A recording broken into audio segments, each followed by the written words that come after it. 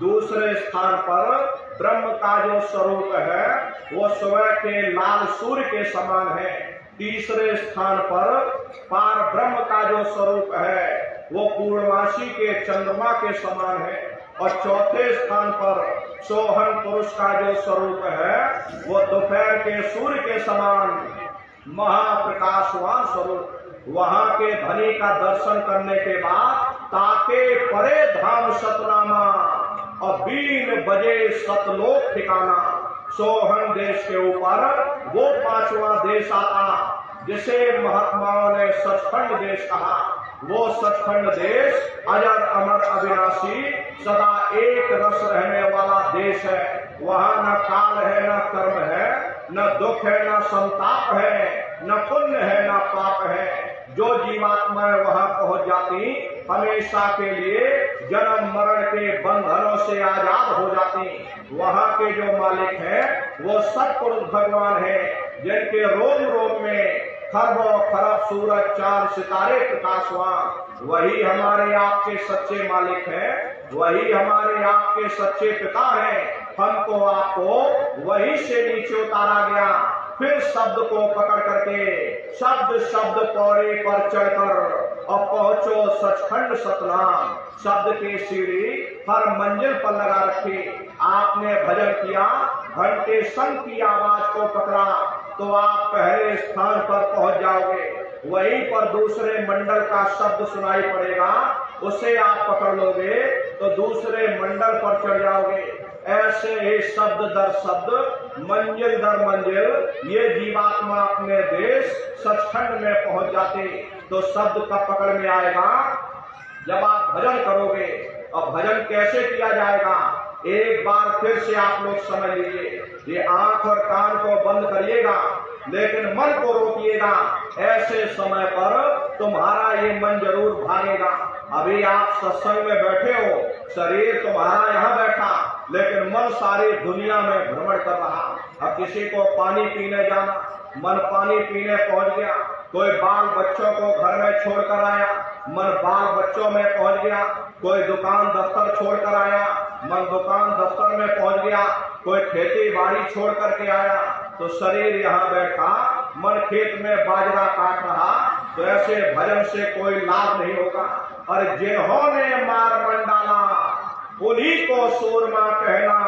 और बड़ा बैरी ये मन घट में इसी का जीतना कटना। अगर दुनिया में कोई हमारा दुश्मन है वो केवल हमारा मन है। ये मन रूपी रावण कब मरेगा? जब 9 द्वारों पर फतेह हासिल करके तुम यहाँ 10वें द्वार पर चढ़ जाओगे तब सही मायने में दशहरा मनाई जाएगी। ये बाहर की दशहरा नहीं है जो लकड़ी का रावण बना देते हो अब धूप फाँक करके घर चले आते। भाई हमने रावण मार दिया। अरे महात्माओं ने कहा था भाई सही मायने में तुम दशहरा कब मनाओगे? जब 9 द्वारों पर फतेह हासिल करके तुम यहाँ 10वें द्वार पर चढ़ जाओगे तब सही मायने में विजय दशमी मनाई जाएगी। तब ये मन रूपी रावण मरेगा तब तुम्हारी जीवात्मा।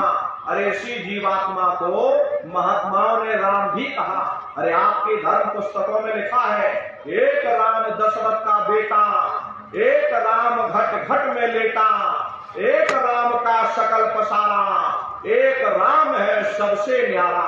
एक वो राम है जो अयोध्या के वासी है और एक राम घट घट में लेटे यानी हमारी आपकी जीवात्मा जो हर एक के अंदर मौजूद है। महात्माओं ने कहा एक वो राम है और एक राम का सकल पसारा यानी पहले स्थान के मालिक वो निरंजन भगवान जिनको दुनिया त्रिलोकी नाथ कहती है, जिनका ये पूरा पसारा पूरा संसार है। महात्माओं ने कहा भाई एक वो राम है और एक राम है सबसे न्यारा। 5वें स्थान के मालिक वो सत्पुरुष भगवान जो हमारे आपके सच्चे पिता हैं। महात्माओं ने कहा भाई एक वो राम है। तो महात्मा तो उस राम की महिमा गाते हैं। जब ये मन रूपी रावण मर जाएगा तब तुम्हारी जीवात्मा ये राम शब्द को पकड़ करके जब पहले स्थान पर निरंजन भगवान के देश में यानी अयोध्या नगरी में पहुंचेगी, वहां निरंजन भगवान के स्वरूप का यानी ज्योतिष स्वरूप का दर्शन करेगी, तब सही मायने में दिवाली मनाई जाएगी। ये महात्माओं का अपना एक आध्यात्मिक उद्देश्य रहा। आप तो मोटी बात पकड़िए कि भजन आपको कैसे करना, तो ये आंख और कान को बंद करिएगा, ऊंचा ध्यान दे करके सुनिएगा। सीटी जैसी आवाज शुरू में आपको सुनाई पड़ेगी, उसको पकड़ लेना, सुनते रहना। कुछ समय बाद में दोबारा आपको अनुभव होगा कि कहीं बड़ी दूर से एक महीना बाद घंटे और शंख की आवाज हमारे कानों में गूंज रही। जब घंटे शंख की आवाज आपको सुनाई पड़ने लग जाए, तब आप सीटी की आवाज को छोड़ देना और घंटे शंख की आवाज को पकड़ लेना। एक बार प्रेमी भाई बहनों, आप उस आवाज को पकड़ लो, फिर वो आवाज आपको नहीं छोड़ेगी, खींच करके शरीर से बाहर कर देगी। तो रोज जाना, रोज ब्रह्मांडों की सैर करना, रोज देवी देवताओं के दर्शन करना, रोज राम के दर्शन करना और रोज कृष्ण के दर्शन करना। तो सुमरन, ध्यान और भजन, तीन क्रियाएं आपको बताई गई। रास्ता बिल्कुल सच्चा है, आप करोगे, आपको अनुभव होगा, दिखाई भी पड़ेगा और सुनाई भी पड़ेगा। लेकिन इतना ध्यान रखिएगा, जो भी आपको दिखाई सुनाई पड़े अपने अंदर हजम करिएगा, किसी को बताइएगा नहीं। ये गूंगे की मिठाई है, ये परमार्थी दौलत है। जितना हजम कर ले जाओगे उतना रास्ता खुलता चला जाएगा। तो भजन, ध्यान, सुमरन नित्य नियम से करिएगा, नागा नहीं होना चाहिए। अरे शरीर को आप भोजन देते हो, सुबह दोपहर शाम खाते रहते, लेकिन कभी आपने विचार नहीं किया ये जीवात्मा जो जन्म जन्मांतरों से भूखे प्यासे बैठे, कभी आपने इसको भोजन नहीं दिया। अरे इसका भोजन शब्द है, इसका भोजन नाम है। अपना ये नियम बनाइए कि पहले हम अपनी जीवात्मा को भोजन देंगे, फिर अपने शरीर को भोजन देंगे। अगर ये नियम आपका बन गया, आपका लोक भी बन जाएगा और परलोक भी बन जाएगा।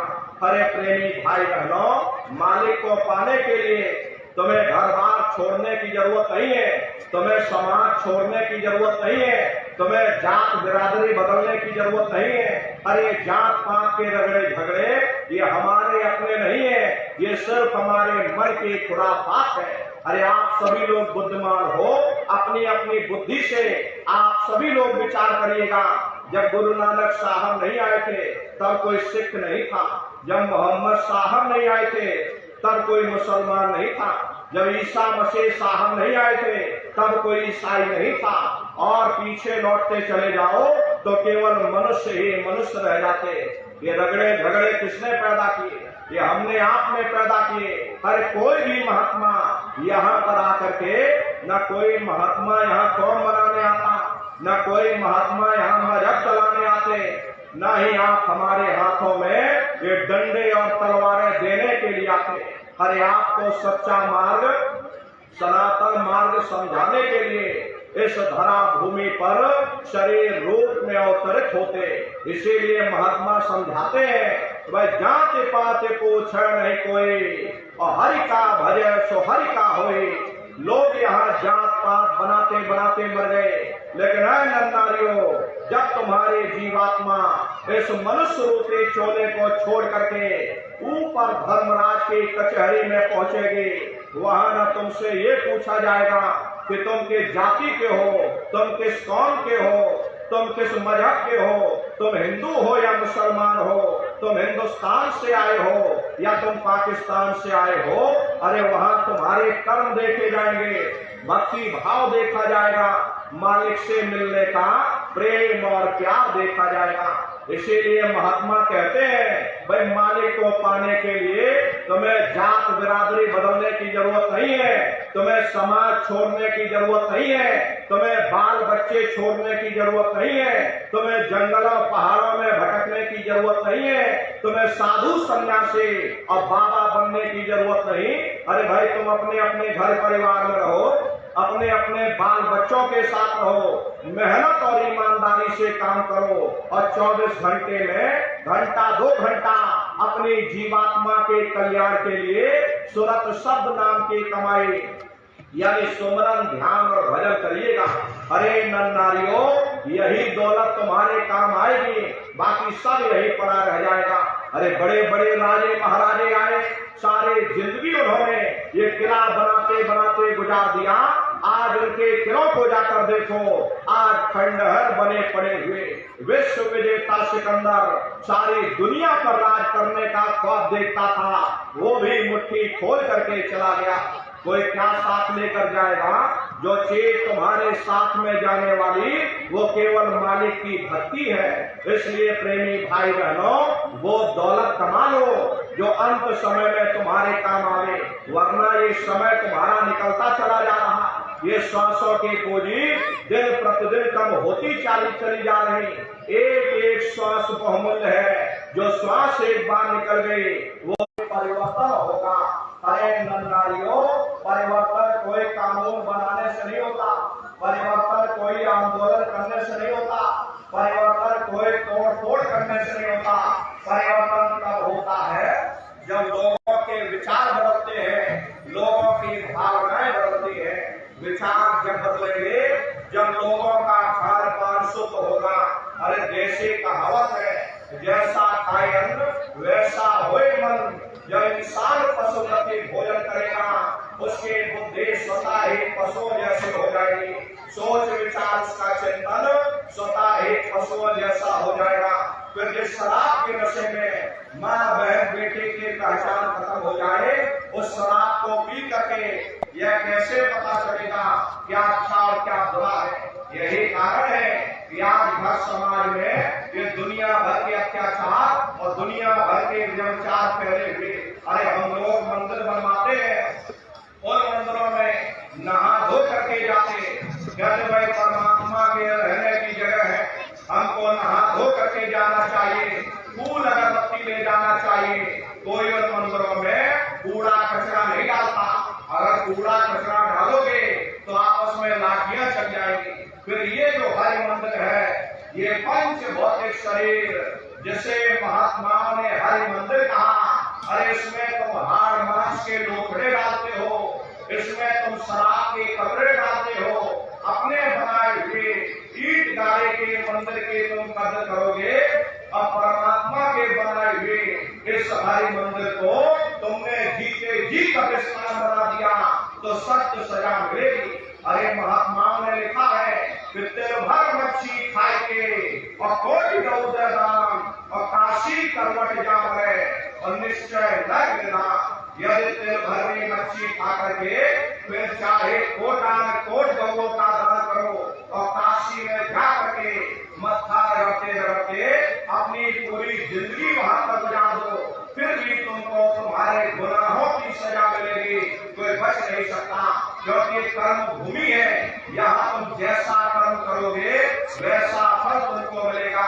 देखिए इस कर्म भूमि पर कृष्ण भगवान पर नहीं बच पाए, उस समय बाली को चित करके